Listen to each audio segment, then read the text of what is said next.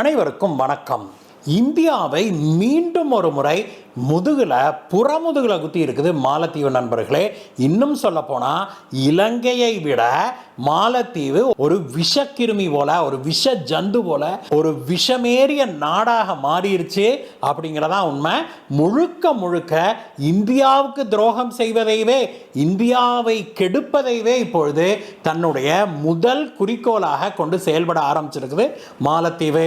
ஆனா இந்த துக்கடா மாலத்தீவு நம்மளை பார்த்து இந்த அளவுக்கு செய்யுதுன்னா நம்மளுடைய கை என்ன பூ பறிச்சுக்கிட்டா இருக்கும்?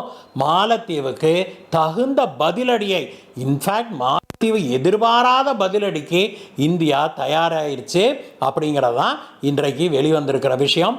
இந்த மிக முக்கியமான விஷயத்தை பற்றி தான் இன்னைக்கு பார்க்க போறோம் நண்பர்களே. வாங்க.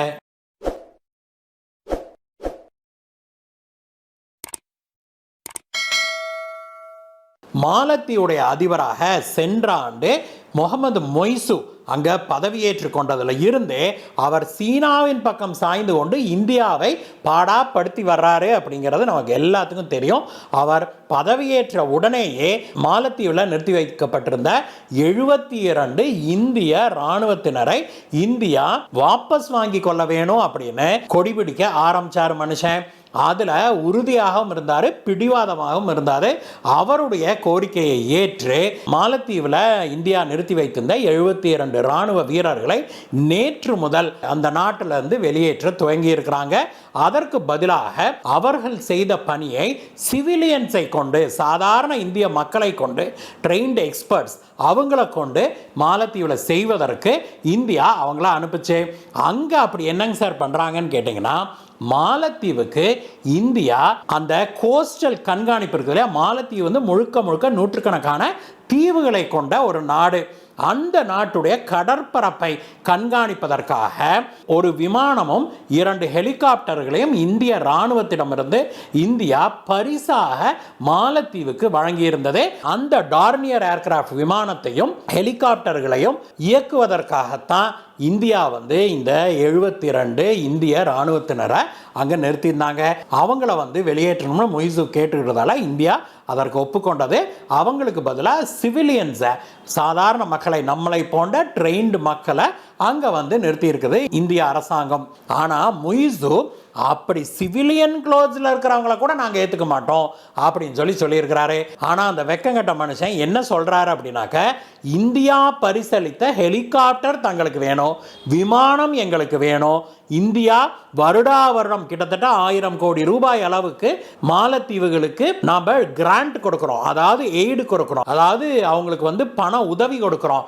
அது தனக்கு வேணும், ஆனால் இந்தியா மட்டும் வேணாம், இந்தியர்கள் உள்ள இருக்கக்கூடாது அப்படின்னு சொல்றாரு. உண்மையிலேயே இப்படி ஒரு வஞ்சகம் பிடிச்ச ஒரு மனுஷனை நம்ம பார்த்துருக்கவே முடியாது. சோறு போடுற கையை எட்டி உதச்ச கதையாக தான் முகமது மொய்சு செய்து கொண்டு இருக்கிறாரு அப்படின்னு அந்த நாட்டுடைய முன்னாள் அதிபரான நௌஷீத் கூட சொல்லியிருக்கிறாரு.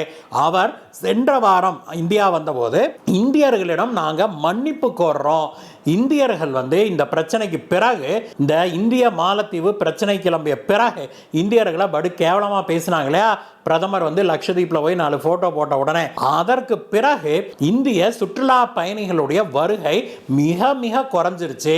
மாலத்தீவுக்கு சுற்றுலா வருவதில் 1ஆம் இடத்துல இருந்த இந்திய சுற்றுலா பயணிகளுடைய எண்ணிக்கை இப்பொழுது 6வது இடத்துக்கு போயிருச்சு. இது வந்து மாலத்தீவு மக்களுக்கு பெரும் வருத்தத்தை அளிக்குது. இந்தியர்கள் மீண்டும் வர வேணும், மாலத்தீவுக்கு முன்பு போல ஆதரவு கொடுக்க வேணும் அப்படின்னு அவர் இதற்கு முன்பு அங்க வந்து அதிபராக இருந்தாலே நௌஷீத் அவர் சொன்னார். ஆனா இந்த நன்றி கேட்ட மொய்சு மாறுவதாக இல்லை நண்பர்களே. அவர் முழுக்க முழுக்க சீனாவின் பக்கமே சாஞ்சிட்டாரு. இந்தியர்கள் வெளியேறணும்னு சொன்ன மனுஷன் சீனாவோடு இராணுவ ஒப்பந்தம் போட்டிருக்கிறாரு.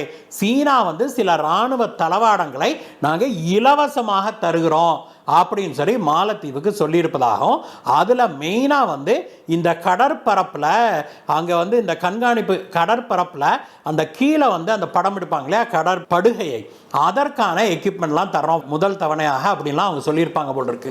அதோடு புறம் இருக்க, நேற்று மாலத்தீவுலேருந்து வெளிவந்த செய்தி தான் இந்தியாவுக்கு பெரும் அதிர்ச்சியை ஏற்படுத்தி இருக்குது.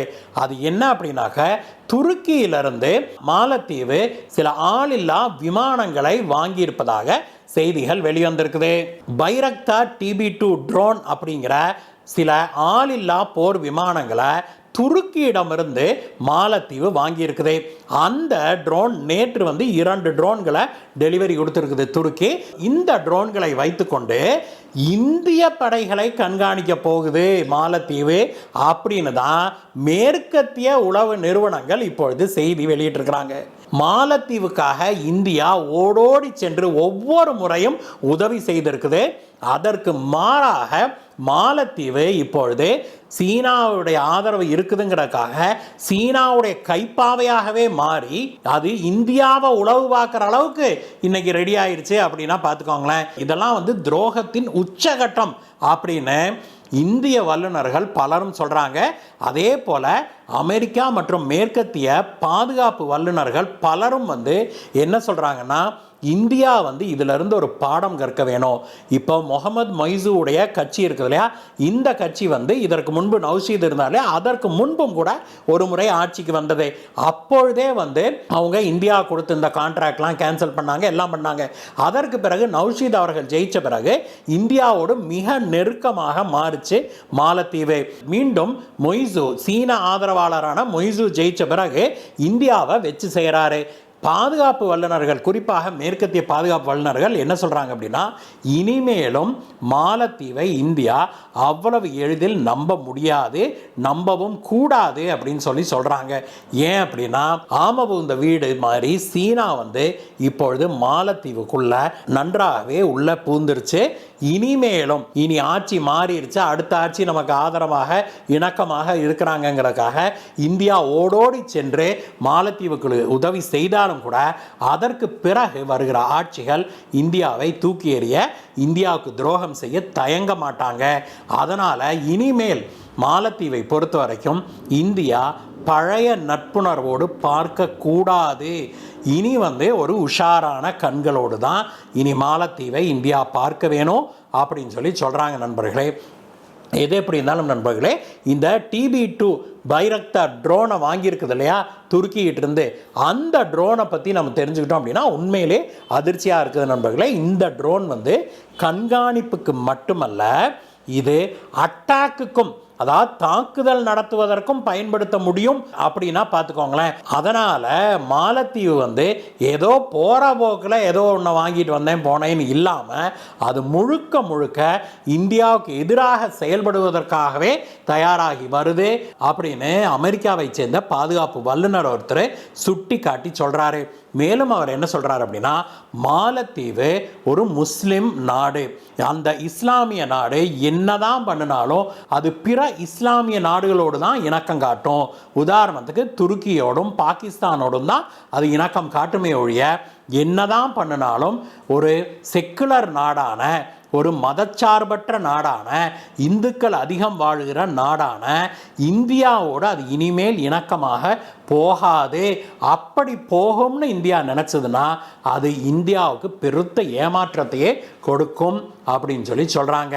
உண்மையிலேயே நண்பர்களே, இத்தனை நாட்களாக நமக்கு துரோகம் செய்த நாடுகள்னு பார்த்தோம்னா நேபாள் பண்ணியிருக்குது, மியன்மார் பண்ணியிருக்குது, பங்களாதேஷ் கூட பண்ணுச்சு, அப்புறம் இப்போ திரும்பி மாறிடுச்சு. அதற்கு பிறகு இலங்கையும் கூட பெருத்த துரோகங்களை இந்தியாவுக்கு செய்திருக்குது. அவையெல்லாம் கூட மாறிவிட்டன, இந்தியாவை கொஞ்சம் புரிஞ்சுக்கிட்டாங்க. ஆனால் இப்பொழுது மைனர் போல துள்ளித்திருக்கிற இந்த மாலத்தீவு எல்லாரையும் விட மிகப்பெரிய துரோகத்தை இந்தியாவுக்கு செய்யுது அப்படிங்கிறதான் உண்மை. இன்றைக்கு மைனர் போல சுற்றி திரிகிற இதே மாலத்தீவு நாளைக்கு நம்ம கைப்பிள்ளை மாதிரி உதவாங்க போகுது அப்படிங்கிறதான் உண்மை. அதற்கான எல்லா ஏற்பாடுகளையும் இந்தியா செய்ய ஆரம்பிச்சிடுச்சு அப்படின்னு சொல்கிறாங்க. இருந்தாலும் கூட இந்தியா மாலத்தீவுக்கு எதிராக காய் நகர்த்துவதற்கு இன்னும் காலம் இருக்குது அப்படின்னு தான் இந்திய வல்லுநர்கள் சொல்கிறாங்க. அவங்க என்ன சொல்கிறாங்கன்னா, கொஞ்சம் காலம் பொறுத்து பார்ப்போம் அப்படிங்கிற ஒரு கொள்கையை இந்தியா கையில் எடுத்திருக்குது. இப்போதையத்துக்கு மாலத்தீவுக்கு நம்ம எதுவும் செய்ய போகிறதும் இல்லை, அதற்காக மாலத்தீவை நம்ம பழிவாங்க போகிறதும் இல்லை. we will give them a longer rope அப்படின்னு சொல்லி இந்தியாவுடைய வெளியுறவுத்துறை அமைச்சகம் முடிவு செய்திருப்பதாக தெரியுது. இது எந்த அளவுக்கு நமக்கு பயனளிக்கும் அப்படிங்கிறத அடுத்த சில மாதங்களில் தெரியும் நண்பர்களே. இந்த வீடியோவை பற்றிய உங்களுடைய கருத்துக்களை சொல்லுங்கள் நண்பர்களே. மீண்டும் உங்களை வேற வீடியோ சந்திக்கிறேன் கைஸ். Bye bye.